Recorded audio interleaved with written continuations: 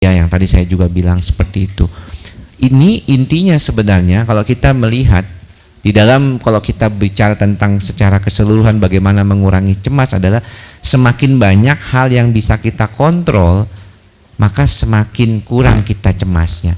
Kalau kita bisa melakukan sesuatu hal yang di dalam kehidupan kita, semua dalam kontrol kita jadwalin semuanya, jalan jadwalnya, apa yang kita harapkan semuanya terjadi, apa yang kita inginkan semuanya dapat, nggak cemas kita. Tapi karena hidup itu nggak seperti itu, maka akan jadi cemas. Lalu bagaimana menguranginya? Menguranginya adalah lebih baik semakin banyak yang bisa kita kontrol. Maka kalau bisa disederhanakan kan. Tetapi ada kecenderungan seperti tadi Pak Anas bilang, kalau saya udah selesai ini mungkin saya pengen melakukan yang ini, saya pengen melakukan yang ini gitu. Jadi nggak segampang yang kita inginkan. Tetapi ujung-ujungnya memang seperti itu. Kalau kita makin banyak hal yang kita nggak bisa kontrol dalam kehidupan kita, contoh sakit perut, sakit lambung, GERD, nggak bisa kontrol nih, udah ke dokter Ari, udah kemana-mana, kok belum baik-baik juga, itu makin cemas kita, semakin kita. Tapi kalau sekali berobat terus langsung baik, wah makan obat apa-apa langsung enak, wah cemasnya hilang langsung. Makanya kalau pendekatan psikiatri yang psikosomatik itu agak menarik, berbeda dengan pendekatan psikiatri yang non psikosomatik. Misalnya contohnya adalah pada saat dia datang, kita perhatikan dulu orang yang datang dengan keluhan-keluhan psikosomatik, biasanya itu keluhannya itu yang lebih dimunculkan. Ya walaupun sudah ke dokter Ari, ke dokter penyakit dalam yang lain pun, itu datang tuh biasanya dengan begitu banyaknya pemeriksaan fisik. Mereka minta tolong dilihatin, ini bener nggak? Saya sudah melakukan ini, saya sudah melakukan ini. Kalau kita dokter jiwanya cuekin, nggak usah Pak, saya nggak usah lihat, ini saya udah tahu Bapak mah cemas, langsung dia nggak datang lagi mungkin. Ya, kenapa? Karena saya kan sakit fisik. Jadi pada saat dia datang ke psikiater pun seperti Pak Anas tadi bilang, ngapain saya suruh ke psikiater? Saya kan nggak gila, saya kan nggak ada masalah yang berkaitan dengan ini. Nah, terus menarik tadi Pak Anas bilang, sebagai dosen kan kita misalnya naik pangkat ataupun kita mau dapat ini kan dapat pemeriksaan misalnya untuk misalnya untuk psikologi tes atau MMPI seperti itu. Tapi kan biasa aja dok, katanya nggak dibilangin itu. Karena kalau kita lihat psikologi tes itu kan dia hanya melihat potensi. Kemudian kalau MMPI dia melihat kemungkinan kalau dia nanti stres dia kenapa. Jadi misalnya kalau MMPI kita bisa lihat nih, oh ini kecenderungannya cemas, kecenderungannya somatik, banyak keluhan-keluhan fisik nih. Jadi kalau dia stres nih bakalan keluhan fisiknya yang akan lebih dominan muncul. Itu MMPI. Kalau psikologi tes lebih banyak mengenakannya lebih ke potensi. Oh ini Pak Anas nih bagus nih, orangnya persisten, konsisten, cocok nih kalau jadi leader, misalnya seperti itu. Itu yang dilihat biasanya. Tapi kalau gangguannya enggak. Jadi menariknya memang di situ. Kalau kita melihat tes psikologi tes, makanya tetap klinis.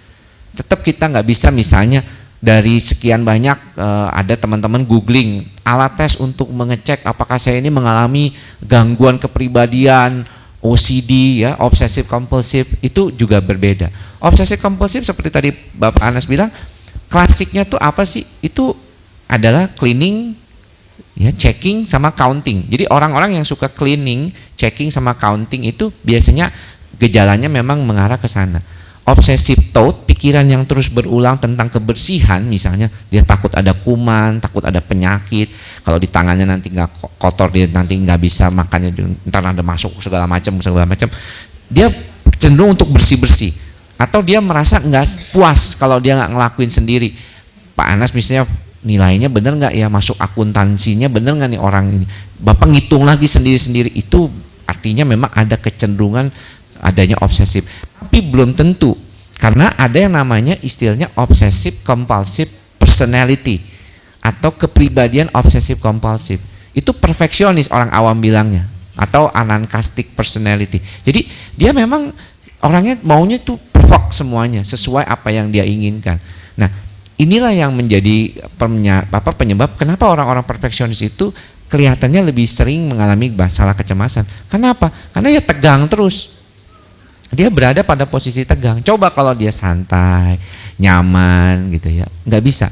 Nggak heran orang-orang dengan masalah gangguan kecemasan ketika kita berikan obat anti cemas ataupun antidepresan, dia bilang begini, dok kok jadi agak lambat. Ya kok ada lama nih, mikir saya agak lama. Saya bilang bukan lama, sebenarnya adalah Anda diharapkan seperti itu. Pace-nya itu atau pacing-nya itu, jadi bagaimana cara mengolah pikiran itu segitu. Cuman lama ini kelebihan, jadi over limit. Makanya kalau saya suka bilang, mungkin di Facebook juga saya suka bilang, di YouTube saya bilang, jangan take to the limit. Ya, apalagi teman-teman di sini. Tapi know your limit. Ketahui batasan kita tuh sampai sebenarnya. Jangan take to the limit, karena take to the limit nyemplung habis itu. Kita udah keburu naik gitu. Jadi kita nggak tahu. Tapi kalau kita santai, harmoni, hidupnya bahagia, keluarga juga dukung, semua enak, nggak cemas. Kita punya kontrol terhadap keadaan kita sendiri, nggak cemas. Nah gimana nih? Nah cuman kadang orang ini mau, pengen kondisi tersebut, tapi usaha kesananya tuh belum berhasil, atau belum ada, atau belum bisa, karena kebanyakan kesibukan. Saya juga merasakan begitu juga. Jadi usaha banget nih, aduh kalau bisa pasien saya dibatasin. Kalau sore saya tuh 12. Kemarin saya suruh minta pulang. Udah datang di depan, pulang saya bilang, besok aja. Sudah 15 pasien saya. Pasti nggak keburu. Betul, jam 10, 11, setengah 11 baru selesai. Nggak bisa. Ntar puyeng kepala saya ngeliat pasien. Kayak orang ini gitu kan. Jadi saya juga berupaya. Walaupun mungkin kenapa dok masih muda kan bisa sampai, ada yang praktek sampai jam 1 malam atau jam 2 malam gitu. Wah nggak bisa. Ya Prof, saya juga mesen kalau psikiater jangan terlalu banyak pasiennya sebenarnya. Jadi jangan terlalu langsung banyak. Kenapa? Nanti kitanya jadi kesal sendiri, marah-marah sama pasien. Bisa. Saya pernah juga. Kalau pasien langsung gangguan cemas kan demanding kan. Enggak, kayak gimana? Ya sudah Bu ya. Jadi ini semuanya saya sudah jelaskan. Dia masih duduk, tapi saya belum merasa enak nih dok. Ya nggak mungkin enak sekarang gitu kan. Masa saya langsung pegang terus langsung enak, ya nggak mungkin. Tapi ada juga yang datang, gimana Pak, apa yang bisa saya bantu? Saya dari Kalimantan loh dok. Oh ya bagus ya, udah jauh-jauh datang kemari, apa yang bisa saya bantu? Enggak, saya cuma pengen lihat dokter. Hah? Maksudnya? Ya saya kan ngeliat sering di YouTube. Nah, dokter saya udah baik, udah saya cuma pengen lihat dokter aja ya. Terima kasih ya sudah bikin video kayak gitu. Oh iya makasih, itu apresiasi sekali. Makanya saya sampai sekarang masih pengen bikin video YouTube terus-terusan. Karena apa? Karena seperti itu. Jadi ya, wah terima kasih Pak. Artinya memang kondisi seperti itu yang paling penting. Ya, jadi keseimbangan harmoni nggak bisa kalau kita cuma ini doang.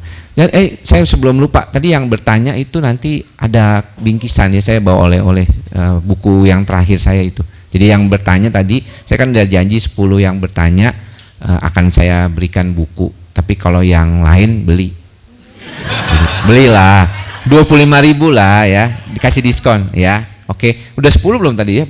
Udah ya. Udah. Yang itu nanti laporan ke saya ya. 10 aja jam yang banyak ya. Belum balik modal. Ya, thank you, makasih. Pertanyaan terakhir mungkin ke Dokter Ari yang tadi pola makan itu yang ekstrim dok. Saya lupa, saya juga bawa buku tadi. Cuman ini ada 3 doang. Yang pertama ya, 3 pertama. Udah belum ya? Ya buat kita 3 yang pertama tadi. Ini udah jauh dari Australia ya. Oke, satu ambil satu berarti. Buat yang paling jauh, buat yang paling jauh. Satu paling jauh. Jauh kedua. Saya cuma bawa 3 karena ada di rumah udah 3. Cuman ini 5 sebenarnya sih nggak berhubungan dengan ini, tapi terutama yang masih punya anak kecil kali ya. Karena ini tips sukses mendidik anak yang membanggakan.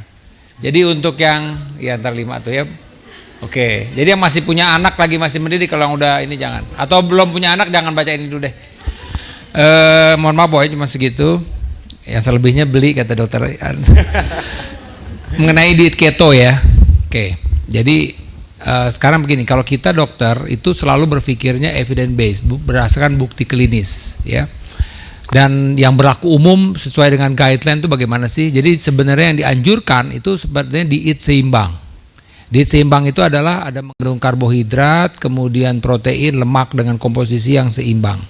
Kalau anjuran lemak itu sebenarnya sekitar 30-40%. Oke lah, paling ekstrim 50% boleh. Ya, protein itu sekitar 20-30%. Kemudian karbohidrat itu sekitar 50%. Nah, sekarang bagaimana diet keto ini? Memang itu macam-macam, alirannya macam-macam saya bilang.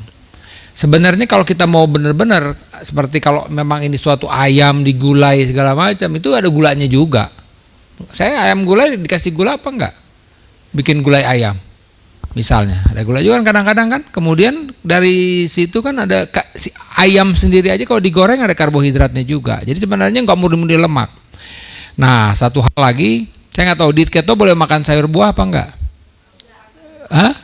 Alpukat doang, tapi kan masih ada unsur buah juga.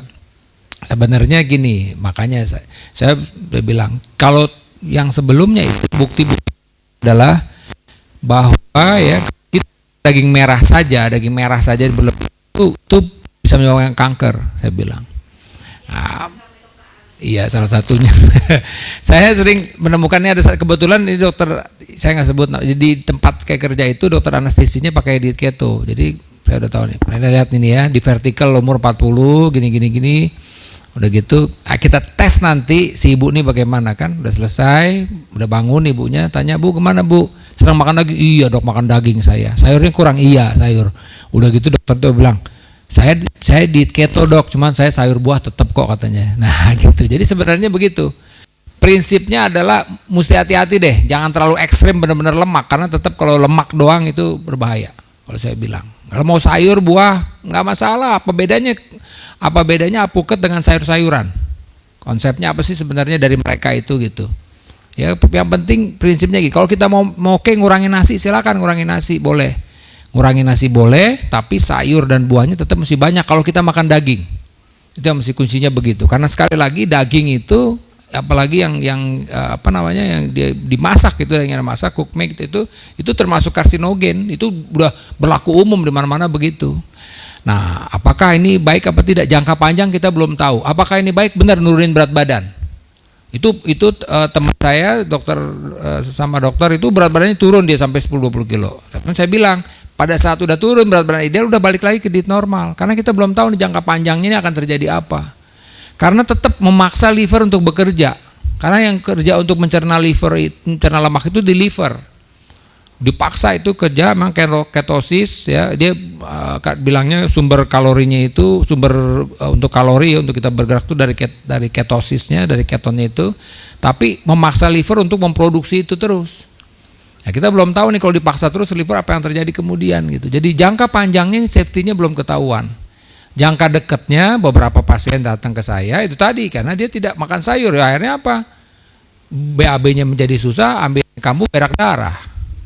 Gitu.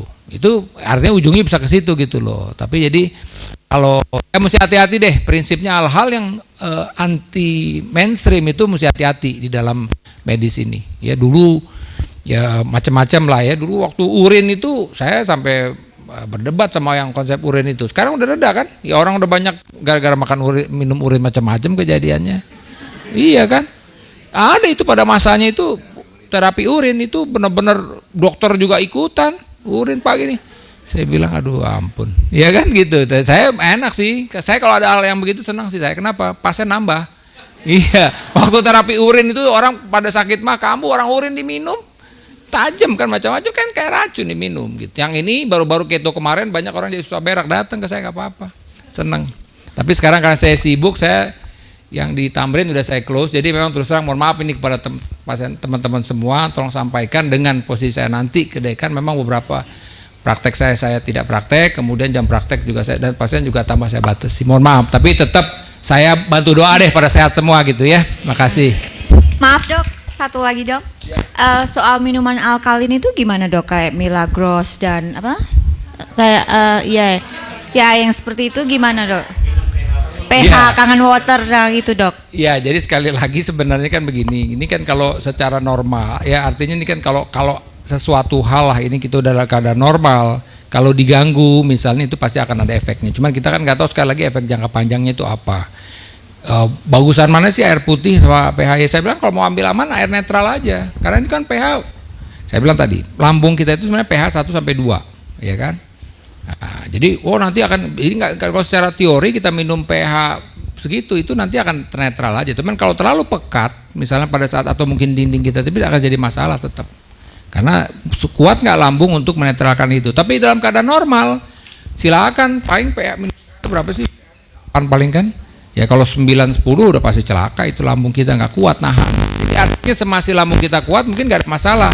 Tapi di saat kita dindingnya sudah tidak kuat menampung pH yang cukup tinggi itu bisa jadi masalah. Gitu aja prinsip. Jadi tepat ya, kalau saya bilang sih kan nambah ongkos lagi ya kan, gitu. Terima kasih. Soalnya admin tanya mesti dijawab ya. Apa silakan. Dokter Andri bilangnya gastritis, dokter saya bilangnya gastropati, segala macam. Itu sama atau gimana? Bagus banget pertanyaannya. Jadi sebenarnya kalau dispepsia itu tadi itu pasien datang dengan nyeri ulu hati, rasa panas di dada terbagar, mual muntah, itu namanya dispepsia. Kalau dokter Andi bilang gastritis, udah ada itis, berarti sudah ada endoskopi, sudah dilihat ada itis. Kalau ada itis ada radang. Jadi kalau dokter ngomong gastritis, itu teorinya dokter itu sudah melihat bahwa memang lambungnya ada radang. Kalau dulu memang sebelum ada, saya tahu ingat sekali waktu saya baru jadi PPDS kira-kira tahun 1995 lah ya, udah lama banget kayaknya. Tahun 95-an gitu ya, tahun 95 saya baru masuk itu baru diperkenalkan dispepsia ini. Kalau dulu pasien sakit mah gastritis, gitu. Kalau sekarang nggak boleh lagi dokter bilang begitu tanpa melihat endoskopinya gitu. Jadi atau diferensial diagnosis. Jadi dispepsia kemungkinan gastritis boleh, tapi bilang gastritis sih dari mana tahu kalau dokter belum lihat gitu. Nah kalau gastropati itu biasanya karena jadi karena itu juga tetap gastropati itu dasarnya setelah endoskopi juga. Jadi biasanya luas dan berhubungan dengan obat-obatan. Kalau gastritis itu hanya lokal satu, kan lambung kita kan banyak, misalnya di atas ada. Kalau gastropati itu biasanya banyak yang kenanya daerahnya atau tidak spesifik, makanya dibilang udah gastropati gitu. Jadi daerah yang kena luas, bisa ringan, bisa sedang, bisa berat, tapi luas. Misalnya gastropati NSAID berarti itu karena obat itu luas, lukanya banyak. Atau gastropati portal hipertensi karena deliver, akhirnya ngasih tekanan ke lambung, akhirnya lambungnya jadi bengkak luas juga, itu namanya gastropati. Jadi daerahnya lebih luas, gitu ya. Tapi itu sekali lagi setelah dilakukan endoskopi. Kalau tidak, ngomongnya dispepsia atau sakit mah biasa.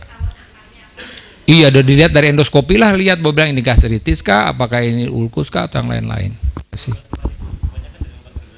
Biasanya obat perasa nyeri, karena dia kan obat nyeri kan nggak milih-milih. Kalau kita minum obat itu kan pasti bisa kena di banyak tempat, gitu masalahnya. Oke, rasanya masih pengen terus ya bertanya gitu ya, tapi sayang kita dibatasi waktu karena nanti kita kena extra charge dari ruangannya, jadi terpaksa kita berhentikan dulu ya. Kita closing ya. Terima Kita kasih closing untuk dulu. Terima kasih pada dokter-dokter dokter. yang udah menjelaskan dengan sama.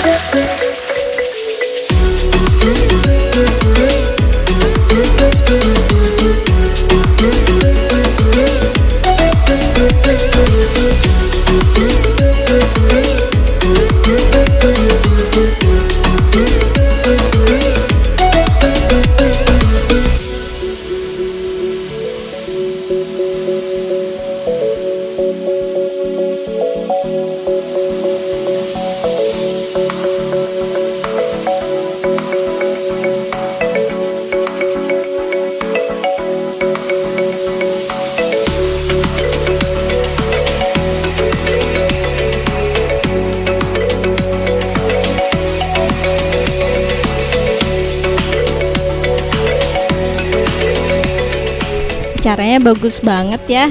Semoga di kedepannya bisa diadakan acara seperti ini lagi. Ya.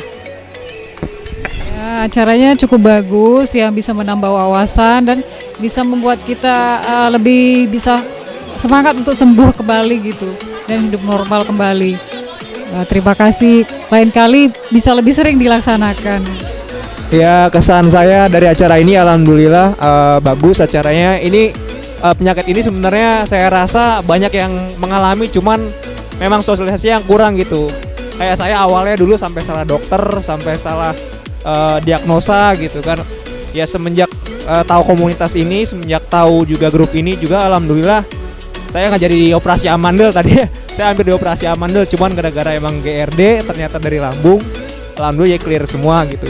Ya mungkin kedepannya harapan saya grup GRD ini lebih bisa mengedukasi masyarakat, karena saya mungkin rasa di luar sana masih banyak orang-orang yang nggak tahu ini penyakit apa gitu. Ada yang ngira disantet atau diapalah gitu. Gitu. Mungkin tahun depan kalau saran saya tiap tahun ada seminar kayak gini, karena ini bagus banget buat mengedukasi masyarakat secara luas. Dan mungkin itu aja dari saya Pak. Ya, harapan saya cuma satu, tahun depan ada lagi di daerah Jogja atau Surabaya. Terima kasih, mantap sekali. Ya, kesan-kesan saya memang acara ini sangat bermanfaat banget. Semoga saya juga bisa menerapkannya apa yang dijelasin dokter. Semoga cepat sembuh.